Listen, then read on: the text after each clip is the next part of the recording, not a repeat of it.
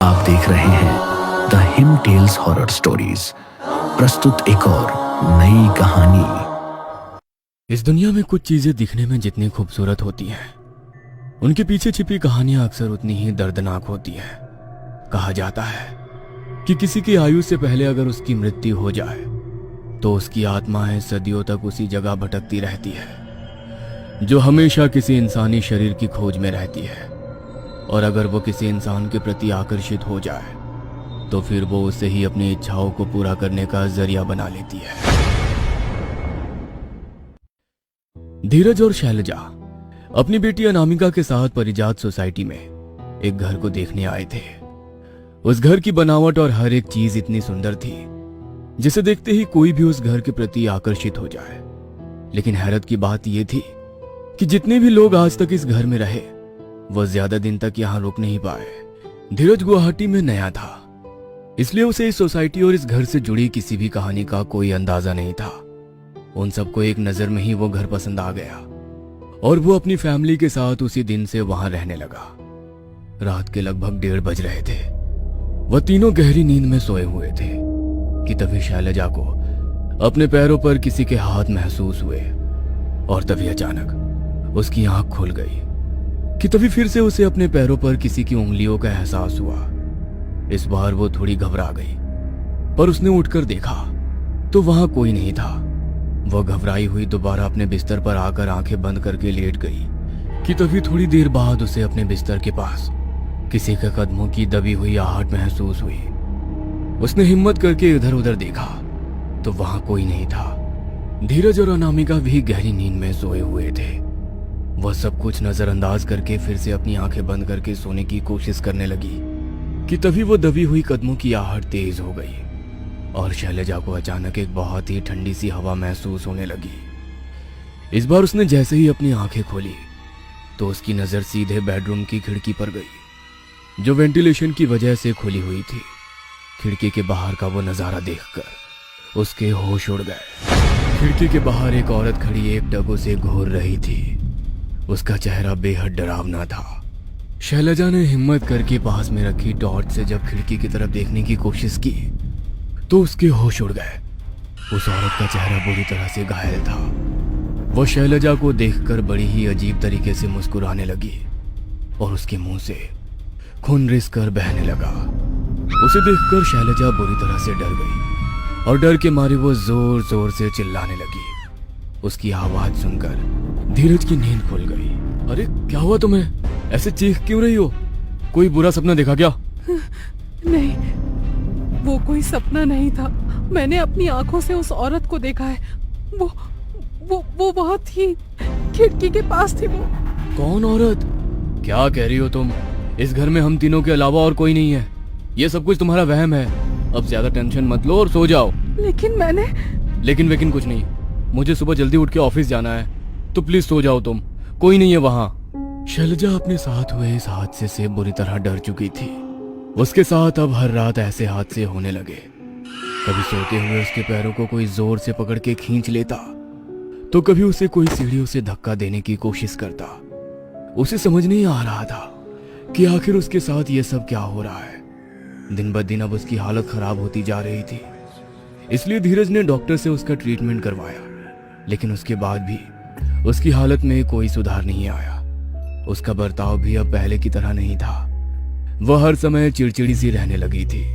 एक रात धीरज और अनामिका गहरी नींद में सो रहे थे कि तभी प्यास के मारे अचानक धीरज की नींद खुली। उसने शैलजा से पानी मांगा तो देखा कि वो कमरे में नहीं है। धीरज ने कुछ देर उसका इंतजार किया, लेकिन जब बहुत देर तक वह वहां लौट कर नहीं आई तो धीरज उसे घर में ढूंढने लगा, लेकिन उसे वो पूरे घर में कहीं नहीं मिली। धीरज टॉर्च लेकर उसे घर के बाहर ढूंढने लगा तो उसे घर के बैकयार्ड से कुछ अजीब अजीब आवाजें सुनाई दी। वह जैसे ही बैकयार्ड में गया तो उसके होश उड़ गए। शैलजा के सामने एक मरी हुई बिल्ली पड़ी थी और वो बहुत ही चाव से उसके मांस को नोच नोच कर खा रही थी। उसका मुंह पूरी तरह खून से सना हुआ था और उसकी आंखों में एक अलग सी शैतानियत थी। धीरज उसकी ऐसी हालत को देखकर बुरी तरह डर चुका था कि तभी शैलजा अपनी शैतानी आंखों से धीरज को बहुत ही अजीब तरीके से देखने लगी। डर के मारे धीरज के शरीर से पसीना छूटने लगा। वह हिम्मत करके शैलजा के पास जाने की कोशिश करने लगा कि तभी वो उसे देखकर बहुत ही भयानक तरीके से मुस्कुराने लगी कि तभी धीरज ने हिम्मत करके तेज आवाज में शैलजा की ओर देखकर कहा, शैलजा, होश में आओ शैलजा, शैलजा। धीरज की आवाज सुनकर उसकी शैतानी आंखें अचानक से शांत हो गई और वो बेहोश होकर वहीं गिर पड़ी। तभी धीरज ने अपनी शर्ट से उसके चेहरे पर लगे खून को साफ किया और उसे वहां से कमरे में ले गया। सुबह के करीब 5 बजे का समय था कि तभी धीरज का फोन रिंग हुआ। धीरज ने कॉल रिसीव की तो उसके हाथ से फोन छूटकर नीचे गिर पड़ा। गांव में रह रहे उसकी मां का देहांत हो गया था। धीरज शैलजा और अनामिका को बिना बताए ही गांव के लिए निकल गया। वह बहुत ही तेज रफ्तार से गाड़ी चला रहा था कि तभी रास्ते पर एक तांत्रिक बाबा ने उसे रोकने का इशारा किया। गाड़ी रोकते ही वो बाबा धीरज के पास आए। तभी धीरज ने गाड़ी का शीशा नीचे करते हुए बाबा से पूछा, क्या हुआ बाबा, क्या आपको कोई मदद चाहिए? नहीं बच्चा, इस समय मदद की जरूरत मुझे नहीं, तुम्हें है। छला गया है तुम्हें ताकि तुम अपनी बीवी और बच्ची से दूर जा सको। बाबा की बात सुनकर धीरज के पैरों तले से जमीन खिसक गई। क्या मुझे छला गया है? ये सब आप क्या कह रहे हैं बाबा? वो तुम्हारी बीवी और तुम्हारी बच्ची को अपने साथ लेकर जाना चाहती है। अभी भी समय है, लौट जाओ अपने घर को, नहीं तो उन दोनों में से कोई नहीं बचेगा। कौन ले जाएगा मेरी बीवी बच्चे को? क्या कह रहे हैं आप? देखिए, मैं पहले ही बहुत परेशान हूँ। आज सुबह ही मेरी माँ इस दुनिया को छोड़ चल बसी। शाम होने से पहले मुझे किसी भी हाल में गांव पहुंचना है। प्लीज मेरा रास्ता छोड़िए। नहीं बच्चा, तुम्हारी माँ बिल्कुल सही सलामत है। वो तो बस तुम्हें घर से दूर भेजने का छलावा था।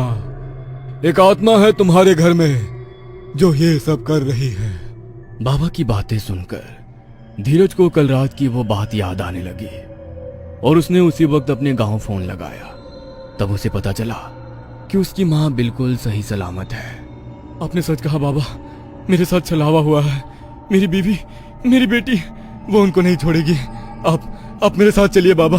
आप ही हैं जो इस वक्त हमारी मदद कर सकते हैं। ठीक है बच्चा, मैं तुम्हारे साथ चलता हूँ। धीरज बाबा को लेकर अपने घर आया और उसने कमरे में जाकर देखा तो शैलजा और अनामिका दोनों ही वहां नहीं थे। वो बहुत घबरा गया और उन्हें पूरे घर में ढूंढने लगा, लेकिन उसे वो दोनों कहीं नहीं मिले। उसकी आंखें अब डर से भर चुकी थी। वो बाबा से उसकी बीवी और बच्ची को ढूंढने की विनती करने लगा। तभी बाबा ने अपने झोले से 5 बांस की सीके निकाले और उन्हें चारों दिशाओं की ओर फेंक दिया। तभी उत्तर दिशा में फेंकी हुई तिल्ली अचानक से जलने लगी। उत्तर दिशा में है वो दोनों। तभी बाबा ने अपने झोले से एक नींबू निकाला और उसे उत्तर दिशा की ओर रख दिया। वह नींबू खुद ब खुद उसी दिशा में आगे की ओर बढ़ने लगा और एक कमरे के बाहर जाकर रुक गया और वो नींबू अचानक ही पूरी तरह से लाल पड़ गया। यही है वो दोनों, जल्दी से खोलो इस दरवाजे को। लेकिन बाबा, मेरे पास इस कमरे की चाबी नहीं है। हम जब से इस घर में आए हैं तब से ये कमरा बंद है। हमने बहुत बार इसे खोलने की कोशिश की, चाबियां भी बनवाई, लेकिन किसी चाबी से इसका ताला नहीं खुला। अगर इसी वक्त ये दरवाजा नहीं खुला तो अनर्थ हो जाएगा। तभी बाबा ने अपने कमंडल से थोड़ा सा जल अपने हाथ में लिया और मन में वो कुछ मंत्रों का उच्चारण करने लगे और बाबा ने उस जल को उस कमरे में लगे ताले पर छिड़क दिया। जल की बूंदें पड़ते ही वो ताला खुद ब खुद टूटकर जमीन पर गिर पड़ा। उस कमरे के अंदर बहुत सारा सामान पड़ा था। बाबा और धीरज उस कमरे के अंदर जाकर उन दोनों को ढूंढने लगे कि तभी धीरज और बाबा की नजर वहां पर पड़े 2 कंकालों पर पड़ी। वो दोनों जैसे ही उन कंकालों की तरफ बढ़े तो अचानक वो दरवाजा बंद हो गया। दरवाजा बंद होते ही धीरज बुरी तरह डर गया।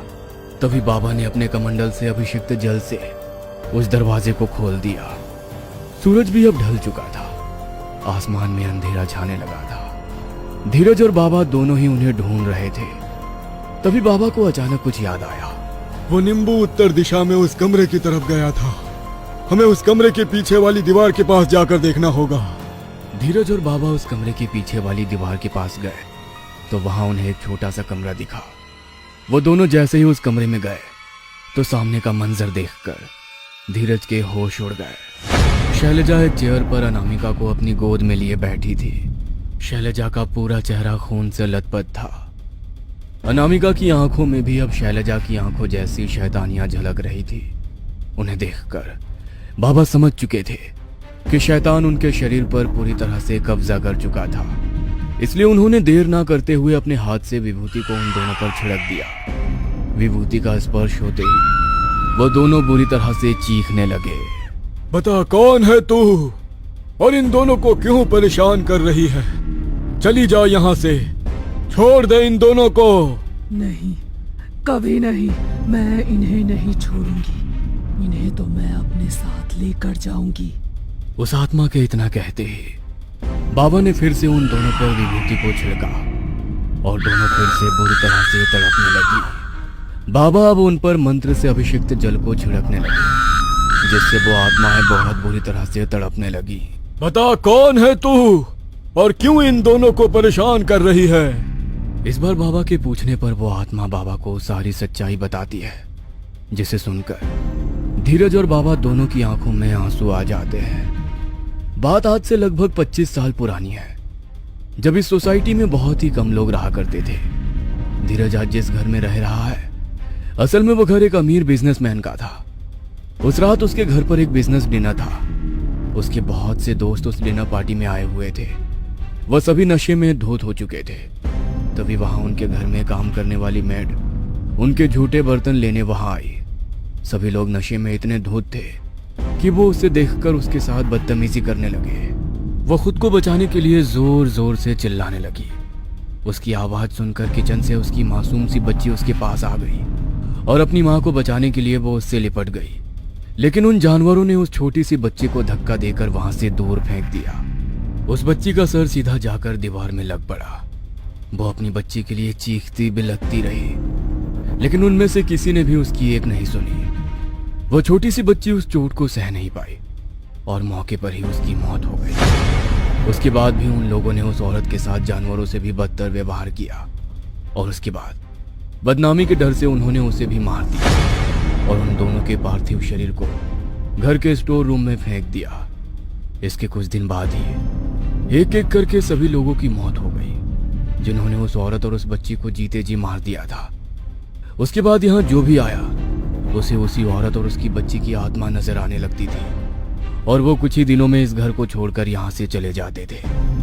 लेकिन जब धीरज और उसकी फैमिली यहाँ पर शिफ्ट हुई तो शैलजा और उसकी बच्ची में अपना अतीत नजर आने लगा। इस औरत और इस बच्ची की आत्मा ने तुम्हारी बीवी और बच्चे के शरीर पर अपना कब्जा पा लिया है। अगर इनकी आत्मा को मुक्त नहीं किया गया तो ये उन दोनों को अपने साथ ले जाएंगी। लेकिन बाबा, हम इनकी आत्मा को मुक्ति कैसे दिलाएंगे? धीरज के इतना पूछते ही बाबा ने उसके कान में कुछ बुदबुदाया और उसके हाथ में एक बोतल देते हुए उसे इशारा किया। तभी धीरज तुरंत वहां से उसी कमरे में गया और उन कंकालों पर गंगा जल छिड़कने लगा। कंकालों पर गंगा जल पड़ते ही शैलजा और अनामिका के शरीर में वो आत्माएं बुरी तरह से तड़पने लगी। तभी बाबा कुछ मंत्रों का उच्चारण करते हुए शैलजा और अनामिका के शरीर पर गंगा जल से छिड़काव करने लगे और कुछ ही देर में एक बहुत तेज चीख के साथ शैलजा और अनामिका बिल्कुल शांत हो गई और बेहोश होकर जमीन पर गिर पड़ी। और अब उन दो माँ बेटी की अतृप्त आत्मा भी हमेशा के लिए इस दुनिया से मुक्त हो गई।